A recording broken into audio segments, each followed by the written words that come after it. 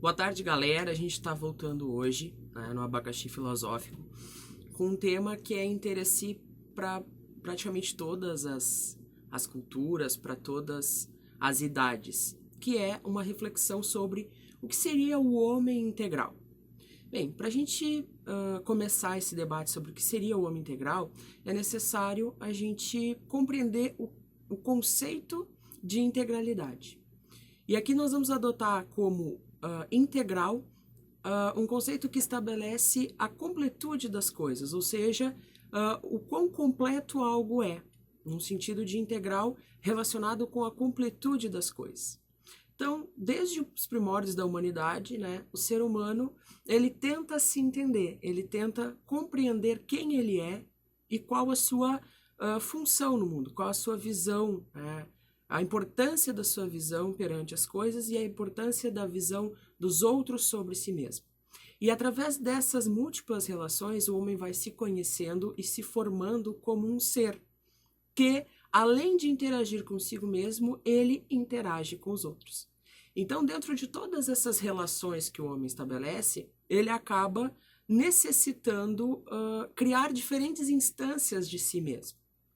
E essas várias instâncias de si mesmo, que algumas são fruto da sua criação, outras são fruto de um todo que lhe completa, a gente dá o nome, então, de homem integral. Bem, fisicamente, o homem tem os seus atributos, né, o seu corpo, a sua matéria. E a isso a gente dá, né, o nome de homem material ou homem biológico, que é a instância corporal do homem, com as suas necessidades fisiológicas, com as suas necessidades alimentares, com as suas prioridades que englobam o todo físico do homem, na sua experiência material, na sua experiência com o seu próprio corpo, as suas sensações e todos os contatos que ele vai ter por meio das suas várias sensações corpóreas. Depois, há uma nova parte do homem a ser analisada, tá? Que os gregos trouxeram como o ápice, né, da reflexão, que é o homem pensante, o homem racional. Então, para os gregos, nós já temos aí duas instâncias de homem, né? O homem físico e o homem psíquico, o homem mental. Porque a parte mais complexa, vamos dizer, do homem seria a sua instância psíquica, a instância que cria todas as outras coisas, né? Tudo que vem ao mundo físico, ao mundo da experiência sensorial, ele antes passou por um processo mental. Por exemplo, um mouse. Antes dele surgir no mundo físico, ele teve o seu processo no mundo mental, de várias pessoas que o conceberam, criaram uma função, estabeleceram a partir de uma necessidade um mecanismo e foram aprimorando esse mecanismo psiquicamente até que ele se tornou um projeto e a partir de um processo de criação passou a existir no mundo físico. E assim funcionam todas as coisas. Primeiro, elas nascem no mundo psíquico. A própria vida do homem é um reflexo da sua forma de pensar, da sua forma de interagir psiquicamente com as outras coisas e consigo mesmo. Então, nós temos aí já uma segunda instância que compõe o homem, que é a instância psíquica. O fruto, a origem de todas as coisas que existem no mundo físico e que, de certa forma, por um processo de concepção artística, acabou se materializando, se estruturando no mundo físico. Tá? Então, por isso que a gente costuma dizer que tudo é arte, tudo parte de um processo de concepção psíquica e acaba se materializando no mundo existencial por um processo de criação que, no caso, o artista nesse sentido seria o homem. Então, ao passar dos anos, outras instâncias do homem foram sendo pensadas e refletidas, foram sendo trazidas à consciência. E uma das abordagens mais contemporâneas vai ser a abordagem do homem como um ser social, um ser que além do contato com o seu próprio corpo, com a sua própria matéria, também tem um contato com os seus próprios pensamentos, que lhe estruturam e estruturam a sua realidade.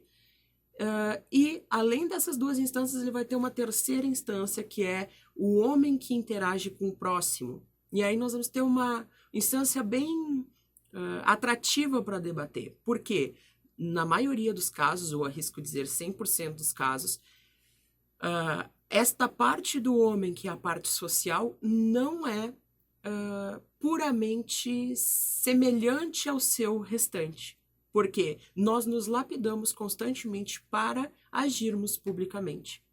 Nós controlamos nossas sensações, nossas vontades, o nosso próprio ideal de certo e errado, às vezes, se confunde dentro das ações, ou é necessário lapidar por um exercício de convivência, ou aquilo que nós desejamos não é aceito como um ideal de virtude, dependendo da sociedade onde nós nos inserimos. Então, esta relação social vai compor uma terceira instância do homem, que é o homem frente ao seu semelhante, o homem frente a outro ser que também é completo, analítico e que pode gerar conflito de interesse. Por isso é necessário se pontuar de uma determinada forma, se construir de uma determinada forma e se expressar de uma determinada forma, né? O pessoal da psicologia vai dar nome para isso, mas como essa é uma tarefa, uma atividade mais didática, eu não vou entrar nesse campo. Mas essa imagem que o homem cria socialmente lhe compõe e faz parte da sua integralidade, e ela é trabalhada ao longo de todo o processo de conhecimento do homem integral. E um outro ponto que para alguns pode... é um grande debate, é um ponto que não converge na maioria das opiniões, é a questão do homem espiritual. Nós já falamos aqui do homem matéria, do homem mente, né, do homem mental, do homem psíquico, né, do homem social, mas também há um conceito de homem espiritual. E para muitas culturas, para muitas pessoas na sua própria individualidade, esse é um conceito que não existe. Então, dependendo da concepção que a pessoa tem da percepção que ela tem sobre si mesma e sobre o mecanismo de funcionamento do universo, ela pode acabar não levando em consideração a existência de um homem espiritual, que seria uma instância de energia do homem, uma instância que lhe costura todos os outros, as outras instâncias, as suas outras personas, né, todos os seus outros componentes, e acaba sendo a força vital, aquilo que alguns estudiosos vão chamar de força vital do ser, ou essência, a parte divina do homem, a parte atemporal e não material do homem. Mas, ao mesmo tempo, se é uma parte energética, energia, de certa forma, não deixa de ser matéria. Então, seria algo que o homem ainda está conhecendo, que o homem tem certas dificuldades de entender, de lidar, até pela diversidade conceitual e pela diversidade de abordagens que isso acaba trazendo para a nossa consciência, acaba sendo uma das instâncias do homem que mais diverge em uma questão conceitual, em uma questão de pensamento, né? Mas não deixa de lhe completar, não deixa de ser algo para que nós vejamos o homem dentro de uma ideia completa, de uma ideia integral. Então, o homem integral, ele é bio, porque tem a sua matéria, é psico, porque parte de um processo de pensamento, parte de uma consciência, ele é social, porque é através das suas relações com o mundo, com os outros, que ele acaba construindo uma parte de si, que é essa instância do agir socialmente, de acordo com os seus ideais, com os seus valores, com aspectos éticos aí de convivência e virtudes que são necessárias para um exercício de boa convivência. E nós também temos o homem espiritual, né? A parte espiritual do homem, que seria a sua instância de energia, a sua instância divina, que lhe impulsiona a ir além. E aqui a gente não pode confundir o homem integral com o homem perfeito.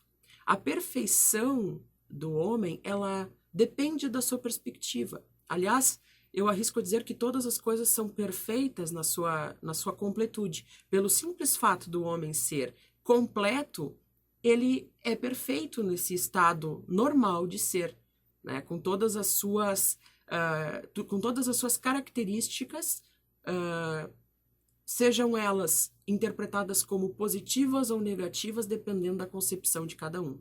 Então, o ideal de perfeição que nós buscamos no ser, ele não deixa de ser comparativo. Eu tenho que ter um espelho, eu tenho que ter alguém a quem me comparar para conseguir identificar se eu estou próximo do que seria a perfeição ou não. Então, se não for através do exercício comparativo, não tem como eu perceber a minha instância de perfeição. E como a perfeição é algo relativo à minha perspectiva, então é um instrumento que não se torna eficiente em si mesmo, comparar-se aos outros. Porque as ações dos outros, dentro do que os outros já se conhecem, se compreendem e trazem, né, na sua essência já, é algo que não é eficiente ao nosso eu, a nossa essência, a nossa situação completa. Por quê? O agir do outro é pautado no seu conhecimento, na sua trajetória e na soma de todas as coisas que lhe fizeram chegar onde ele chegou. E eu não segui esse caminho. Eu segui um caminho que é diferente, o meu palco de ação é outro, a minha trajetória é outra, e a soma de todas as minhas interações, com certeza, não é a mesma daquela pessoa que eu estou observando. Então, não há como julgar a perfeição. A perfeição, ela simplesmente é pela completude de quem a questiona. Então, o homem, além de ser integral, ele é perfeito nas suas próprias características. Mas há sempre um ideal humano, uma necessidade humana de aprimorar-se, de continuar evoluindo. A evolução ela é constante e muitas vezes, mesmo que nós não percebamos, mesmo que ela seja imperceptível, né, nós acabamos sempre tirando o melhor proveito de todas as situações. Então, é um processo constante, interruptível e, ao mesmo tempo, que pode ser consciente ou não. E, então, a instância de um homem integral, a necessidade de um homem integral gira em torno do autoconhecimento, gira em torno de identificar esses fragmentos, né, de compreender todos os mecanismos que somados formam essa totalidade, essa integralidade que é o ser humano, e harmonizar essas diferentes, equilibrar essas diferentes instâncias num exercício de busca da felicidade ou de realização pelo próprio ato de conhecer-se. É isso que nós fazemos na maioria do tempo em que nós interagimos conosco, com o mundo e com as outras pessoas. Nós buscamos equilibrar a instância material, a instância mental, a instância social e a instância espiritual, organizando tudo isso de forma que faça sentido e que eu possa tirar o melhor para a vida. E dentro de todo esse processo, eu acabo me enxergando como alguém completo em mim mesmo e perfeito pela forma de ser, seja ela qual for. Então, isso é uma das abordagens que a gente pode ter, um dos olhares que nós podemos ter, segundo essa temática. É uma temática bem diversificada, existem diferentes opiniões a respeito disso. Não estou aqui tentando colocar uma verdade posta sobre esse assunto, mas levar vocês a um pensamento, uma reflexão, uma análise reflexiva sobre a vida de vocês. O que seria ser integral? O que seria enxergar-se como alguém que já é completo em si mesmo e perfeito nessa própria completude. Até mais, pessoal!